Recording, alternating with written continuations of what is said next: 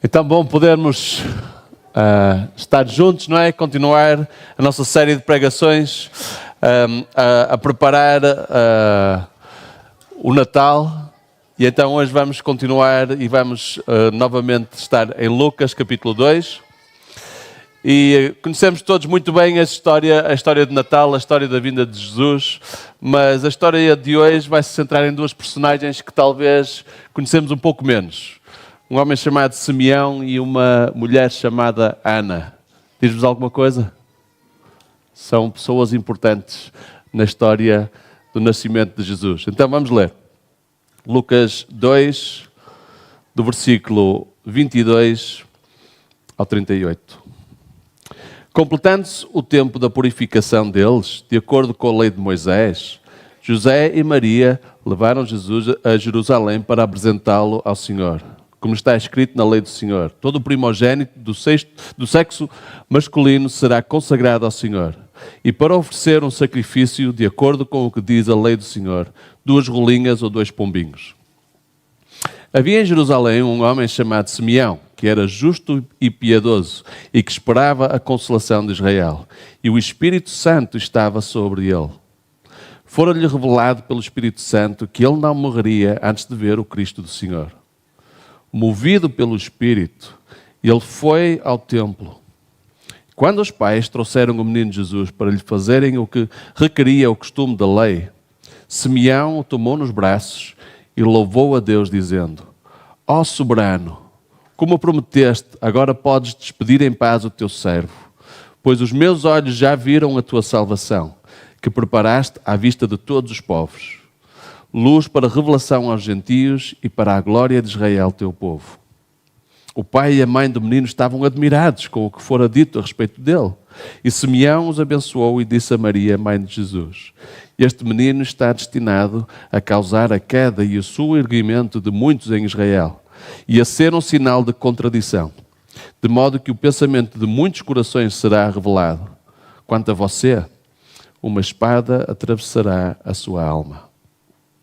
Estava ali a profetisa Ana, filha de Fanuel, da tribo de Asser.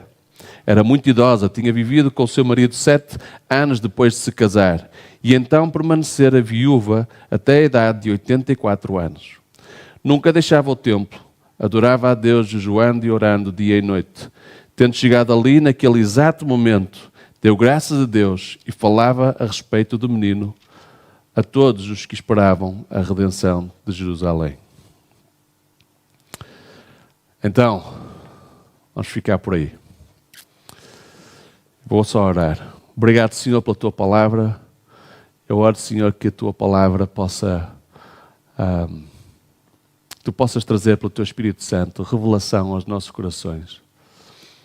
Abre os nossos olhos, vem falar a cada um aqui, vem trazer algo novo, mas vem fazer algo que possa, de alguma forma, trazer transformação à nossa mente, ao nosso coração, à nossa vida, que possamos sair daqui alimentados e diferentes por termos um encontro contigo e com a Tua palavra.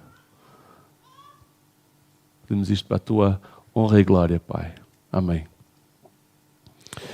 Então, Simeão e Ana, duas personagens, duas pessoas já na última primavera da sua vida, não é? Já com alguma idadezinha, já com uma vida bem vivida, mas aqui está relatado o maior dia das suas vidas. O dia pelo qual eles tinham ansiado, esperado, sonhado, em esperança poder viver, não é? Então, ano após ano após ano, eles tinham estado à espera. Simeão até disse: pronto, já está, já podes me levar, Senhor. Aquilo que tinhas prometido, agora já vi, missão cumprida, chegou a minha hora. Não é? Então vemos um homem e uma mulher, um homem já com uma certa idade, ele percebe que está a chegar ao fim, e uma descrição de um homem que era justo e piedoso. Um homem cujo caráter tinha sido testado com certeza ao longo de ano após ano após ano, não é? O seu testemunho era reconhecido ali naquela cidade, naquela sociedade. Um homem bom, com certeza, um homem justo, ou seja, não era um homem corrupto, não era um homem tendencioso, não era aquele que às vezes manipulava a verdade ou fazia um jeitinho aqui ou ali, se tu conhecesse tu. Não, era uma pessoa conhecida por todos como alguém que era justo. Fazia o que estava certo, aquilo que estava correto aos olhos de Deus e aos olhos do homem. E mais do que isso, era um homem piedoso, conhecido pela sua bondade, pela sua graça, pela sua misericórdia, pela sua forma de estar. Não é? Incrível. Quem é que gostava de ser conhecido assim, no final da sua vida? Chegar ao fim da sua vida e as pessoas conhecerem-te como uma pessoa boa, justa, piedosa, cheia de graça. Uma pessoa que deu um exemplo, o seu caráter, a sua vida. E também eu acho que podemos deduzir que era uma pessoa humilde, que não agia simplesmente nas suas próprias forças. Era alguém que estava cheio do Espírito Santo. Isto antes do Espírito Santo ter sido derramado em Pentecostes, que nós acabamos de ouvir. Não é?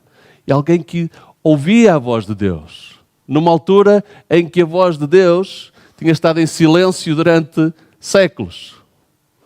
Este homem estava em sintonia com o Espírito Santo, vivia nessa humildade de querer seguir o Espírito Santo e a voz de Deus. Ele esperava a consolação de Israel. Conhecia as profecias do Velho Testamento e agarrou-se a elas. Deixou que elas moldassem a sua vida, moldassem as suas decisões, moldassem o seu caráter. E todas estas coisas, percebem, estão interligadas. Não é? E num dia, neste dia, no maior dia das suas vidas, um dia com certeza como todos, como muitos outros, ao longo daqueles anos ele tinha vivido muitos dias, mas naquele dia ele recebe revelação. Ele ouve a voz de Deus, enviá-lo para o templo. Ele estava sensível. Hoje tens de ir ao templo. Lá vai ele, todo entusiasmado. E no meio de uma multidão, com certeza, de pessoas, no meio de uma fila de mães e pais com bebés para serem apresentados, chega um casal que era visivelmente pobre, humilde. Esta referência de oferta que os pais deram dos 2 pombinhos, as 2 rolinhas, já nem me lembro, não é? Daqueles 2 pássaros. Isso era uma oferta para aqueles que eram mais pobres, que não conseguiam comprar, pagar o cordeiro. Então havia ali uma provisão dentro da lei para os mais humildes, porque umas rolinhas ou uns pombinhos eles podiam talvez até apanhar no campo. E então este homem recebe Maria e José, nunca os viu, não sabe quem são, pessoas humildes, mas pelo Espírito Santo, quando pega naquele bebê ao colo, tem revelação. Este é o Cristo, aquele que foi prometido. Nos meus braços tenho o Filho de Deus. Uau!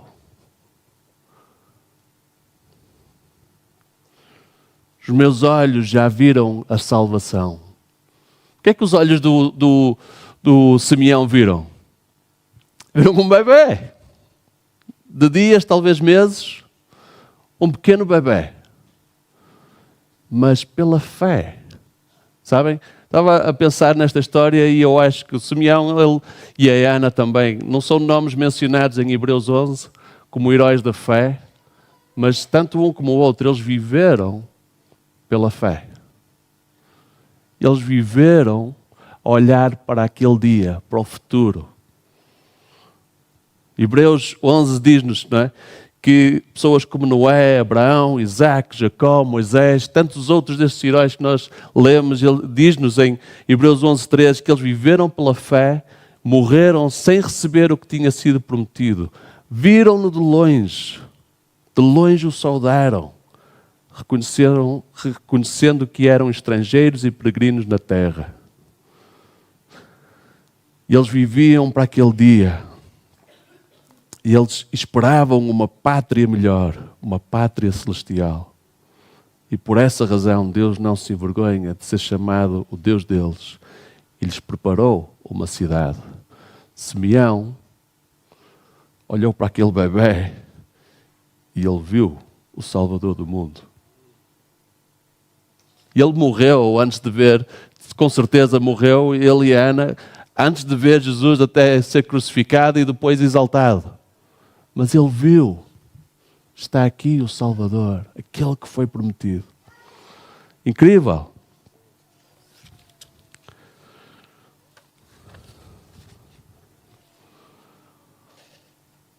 Ele diz, ele profetiza: os meus olhos já viram a tua salvação, que tu preparaste à vista de todos os povos, luz para revelação aos gentios e para a glória de Israel, teu povo.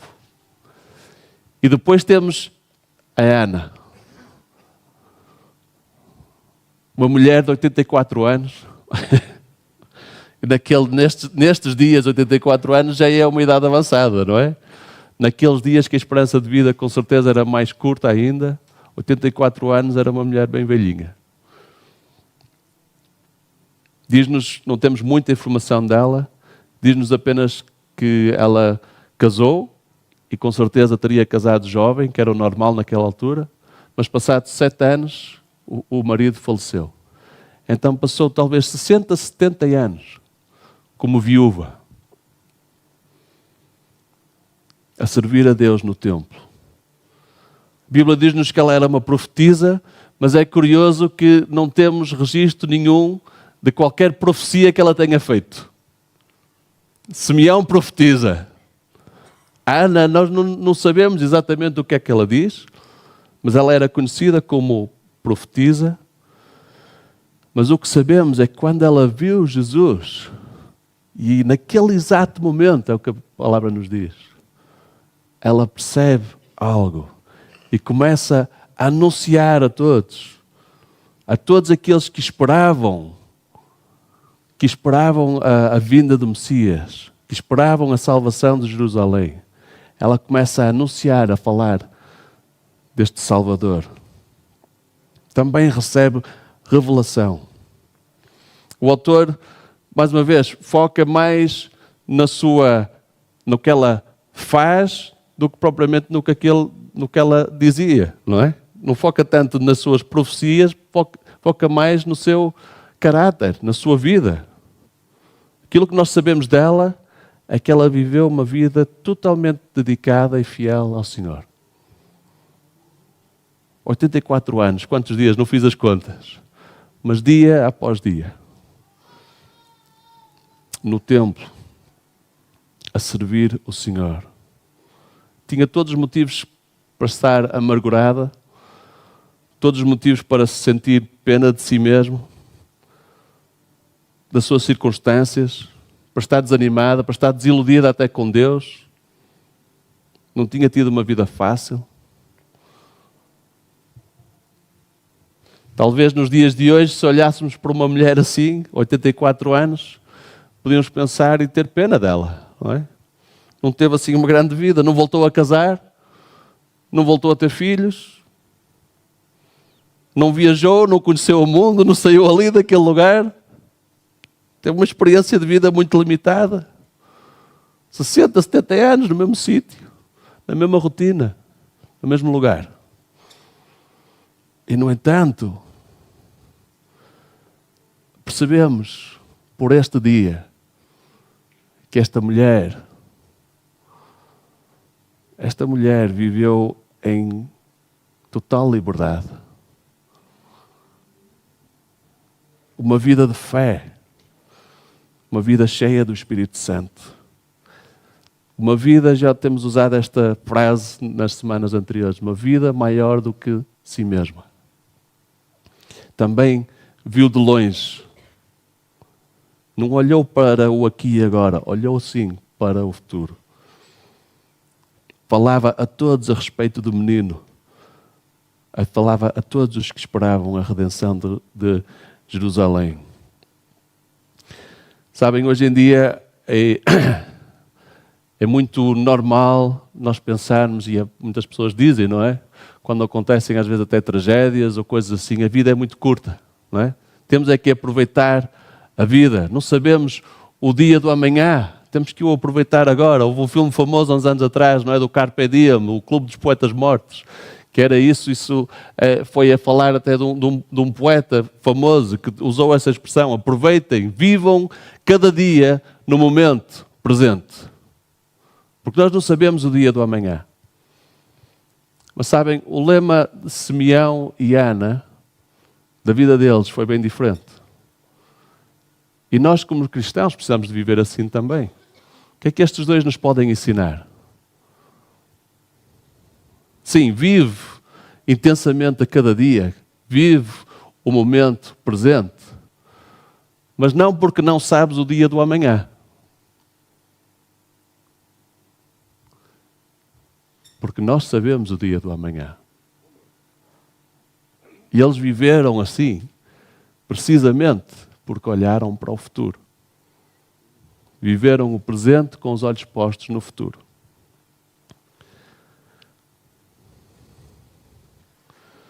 Então, o que é que podemos aprender? Como conclusão, não importa se és homem ou mulher, se vives bem ou se vives com dificuldades, se a tua vida seguiu, digamos que o trajeto normal, ou se enfrentaste talvez dificuldades, problemas até que outros não enfrentaram. Não importa se és novo ou se és velho, estes são velhos, mas eles viveram uma vida toda assim desde que eram novos.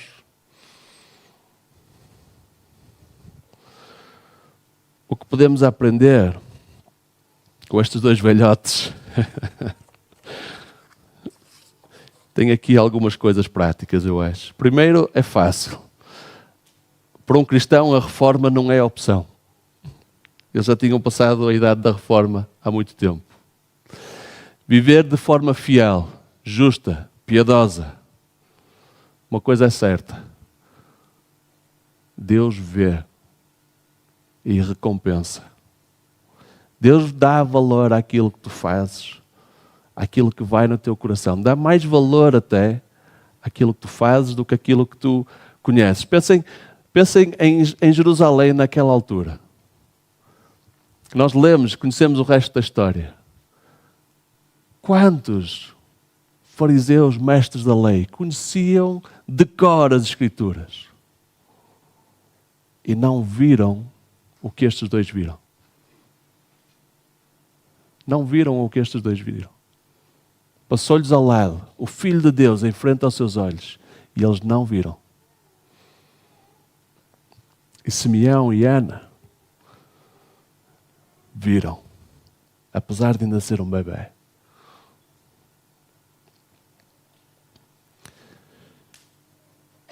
Deus interessa-se com a forma como tu vives a tua vida,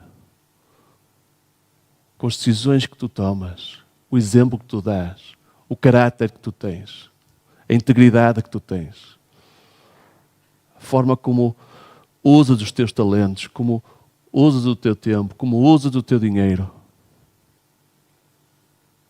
Deus vê e Deus recompensa. O nome de Simeão, hoje estamos a falar de Simeão e de Ana, porque os seus nomes estão recordados na Bíblia. Uma vida de fiel-dade. Que privilégio, e mais do que isso, como eu já disse, que eles pegaram em Jesus ao colo. Uau! Deus vê, Deus recompensa. O teu tempo a sós, Deus vê. O teu tempo de adoração, Deus vê. O teu tempo de oração e jejum, como Ana, Deus vê. A tua generosidade, Deus vê. A tua piedade, a tua bondade, nas pequenas e nas grandes coisas, Deus vê e recompensa. Vemos que a vida cristã não é um sprint, é uma maratona. Não é? 2 exemplos de como acabar bem a corrida. Correr para ganhar. Uma frescura no Espírito Santo. Este cultivar o seu relacionamento com Deus. Ouvir a sua voz. Mudar o plano que tinham para aquele dia. Ver para além daquilo que é óbvio. O que é que Deus está a fazer? Onde é que Deus está?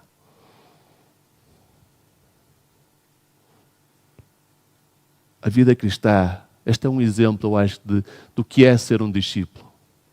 Isto é a vida cristã. Amém? É para isto que Deus nos convidou. Por uma vida como a de Simeão e de Ana. Que privilégio incrível.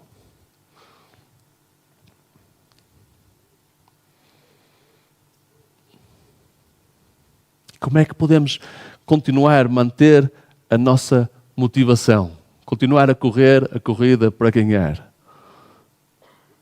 Viver para algo maior do que nós mesmos. Simeão esperava a consolação de Israel. Ana esperava a redenção de Jerusalém. E tu e eu, o que é que nós esperamos? Sabem uma coisa? O maior dia da tua vida ainda está pela tua frente. Este foi o maior dia da vida de Simeão e da Ana, já no fim da sua vida. Mas sabem, todos nós se calhar já vivemos grandes dias. Não é? Podemos olhar para trás, talvez nosso dia de casamento, nascimento de um filho, ganhar aquele torneio, marcar aquele golo. Não é? Se calhar já vivemos grandes dias, olhamos para trás e é fantástico.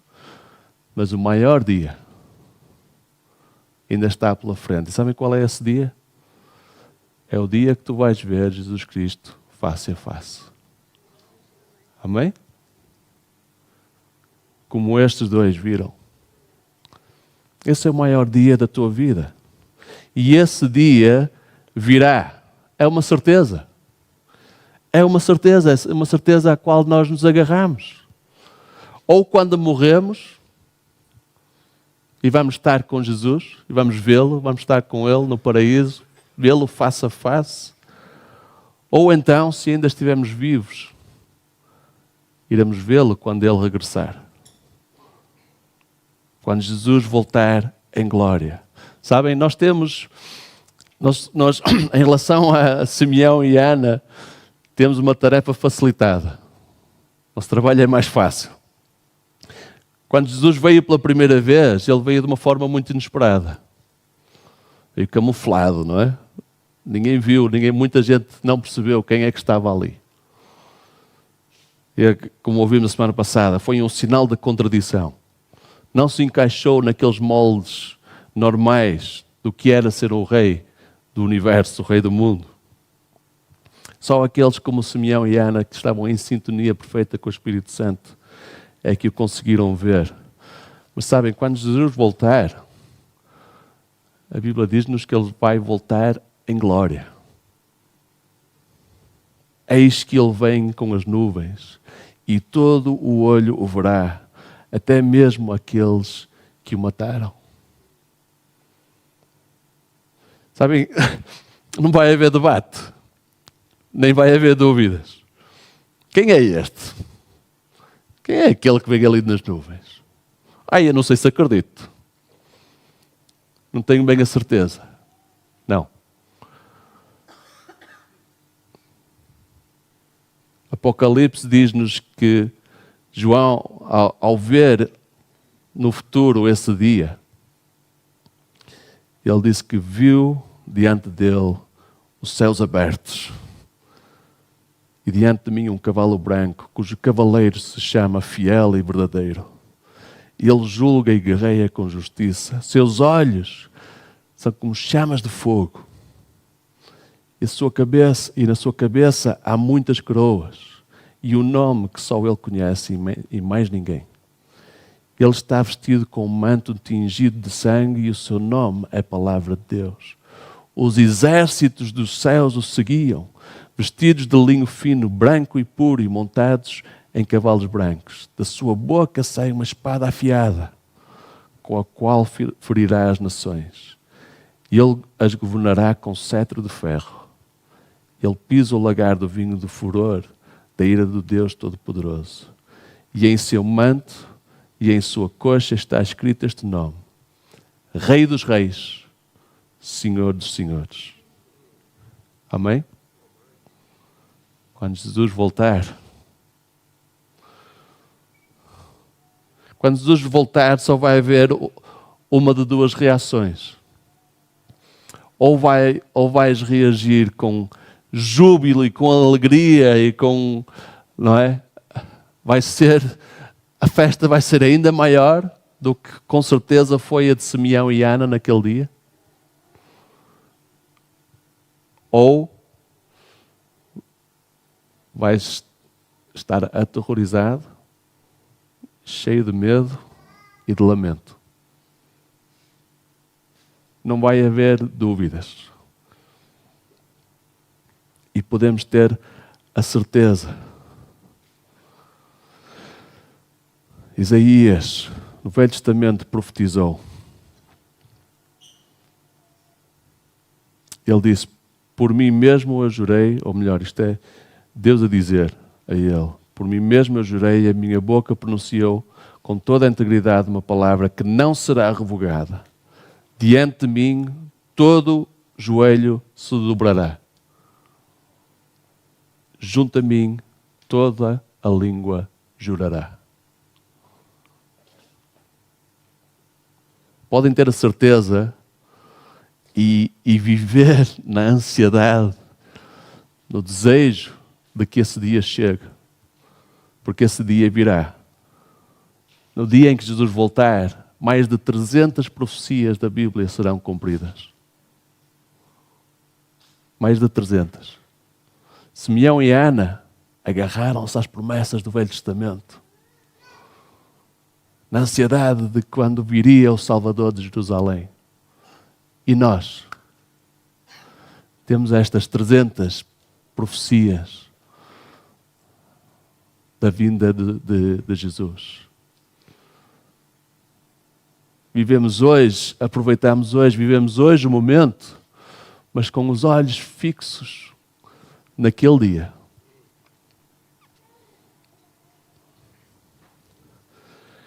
O próprio Jesus enfatizou que ele viria, ele iria regressar. Ele disse: vai ser como um ladrão. Ele não avisa, não é? Mas ele vai voltar. Fala na parábola das noivas que estavam sensatas e insensatas, aquelas que estavam preparadas com óleo ou não. Porque depois vai ser tarde demais. Ele fala no dono que vai para longe, mas deixa os seus servos a tomar conta da sua quinta, da sua propriedade. E o servo tem que estar sempre pronto para quando ele regressar. Ele vai regressar sem aviso.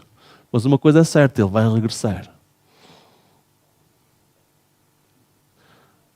E como é que ele nos vai encontrar? Porque se ele voltar e nós estivermos a abandalhar tudo, Deus, sei lá quando é que ele vai voltar, mas é aproveitar, viver a minha vida, aproveitar-me das coisas que ele me deu. Então, Jesus diz: vai haver juízo. Mas aquele que está preparado, que o espera, que mesmo à meia-da-noite, quando ele regressar, está pronto para o receber. O que Jesus diz é que, em vez de tu o servires a ele, Jesus vai entrar e vai preparar uma mesa para nós e vai nos servir a nós.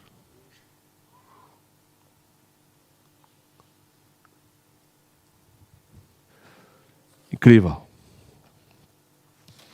Ninguém sabe o dia, nem a hora, nem o Filho de Deus sabe. Mas existe. E está cada vez mais próximo.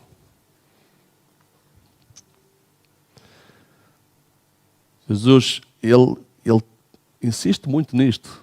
Nós, se calhar, não ensinamos, não falamos sobre isto o suficiente, porque ele é um tema recorrente do seu ensino. E vemos mesmo, estamos a falar agora da vinda do Espírito Santo, os discípulos viviam com esta pergunta também muito presente na sua mente, desde o início. Não é? Então, quando Jesus está a dizer, fiquem em Jerusalém, esperem o Espírito Santo, a pergunta deles é, Jesus, mas quando é que tu vens para fixar o teu reino, não é? Ele diz isso, não se preocupem com isso. Ele não diz isso não vai acontecer, ele diz isso não é para vocês se preocuparem com isso para agora. Mas eles viviam com esse pensamento.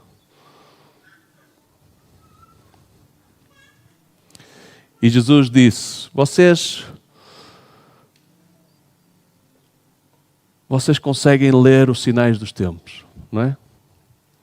Quando a tarde vem, vocês dizem, vai fazer bom tempo, porque o céu está vermelho. E de manhã, vocês dizem, hoje haverá tempestade, porque o céu está vermelho e nublado.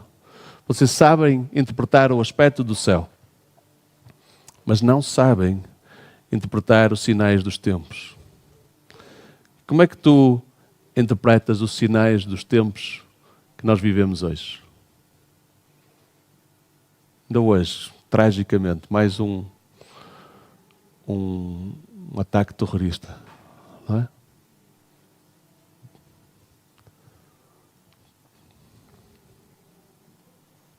Como é que tu interpretas?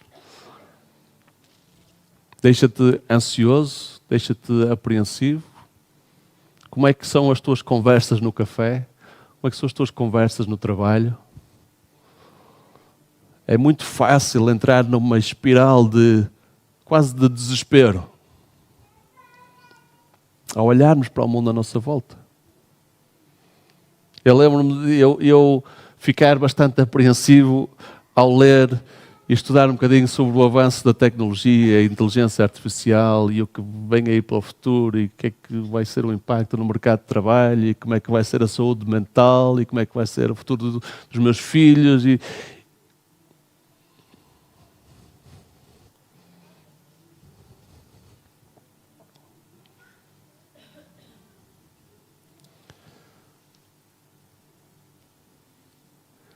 O fim está perto. E Jesus é claro, antes dele regressar, as coisas vão ficar piores.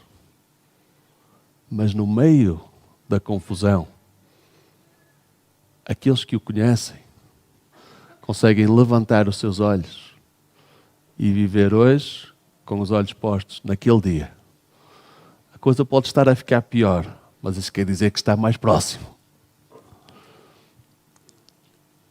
Isso quer dizer que o dia em que eu vou estar com Jesus está mais próximo. O dia em que eu vou ver face a face. O dia em que todo este mal vai ser julgado e corrigido de uma vez por todas. Está mais próximo. Neste Natal, o convite é seguirmos o exemplo de Simeão e Ana. Vive para algo maior do que tu mesmo. Vive hoje com os olhos postos naquele dia. E sabem, quando fazemos isso, quanto mais pensarmos nisso, quanto mais o nosso foco estiver em Jesus e naquele dia em que vamos estar com Ele face a face, quanto mais pensarmos como é que vai ser estar ali nas bodas de Cristo. Como é que vai ser estar? Porque é isso que vai acontecer, não é? Nós somos convidados a sentar-nos à mesa para celebrar o casamento de Jesus com a sua noiva, a igreja. Já pensaram nisso? Passam tempo a pensar nisso? A sonhar com isso? Como é que vai ser a conversa à mesa? Vives para esse dia?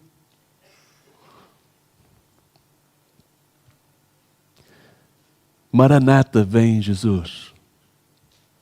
Maranata, vem Jesus. Vem depressa. Ansiamos estar contigo.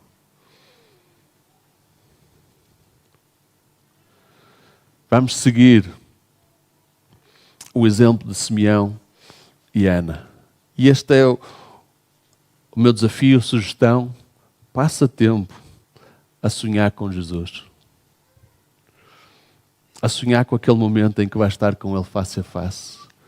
A sonhar com o maior dia da tua vida, não é? Dei alguns exemplos. Antes de casarmos, nós sonhamos com aquele dia. Imaginamos como é que aquele dia vai ser, não é? Vamos sonhar com o dia em que vamos estar com Jesus. Vê-lo face a face. Abraçá-lo, conversar com Ele.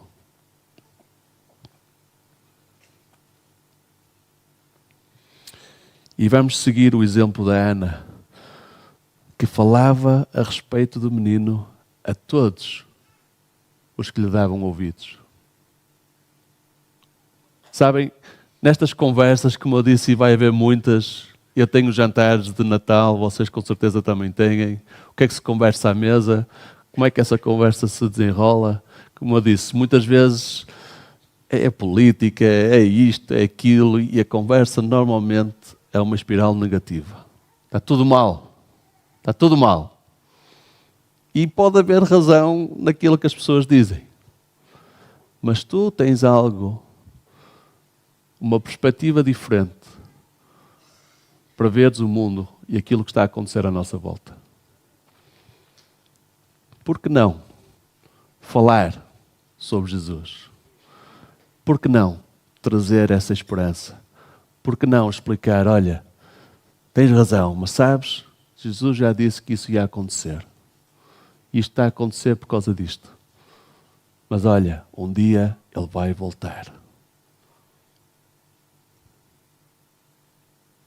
E o que interessa nesse dia é se tu estás com Ele ou não. Amém?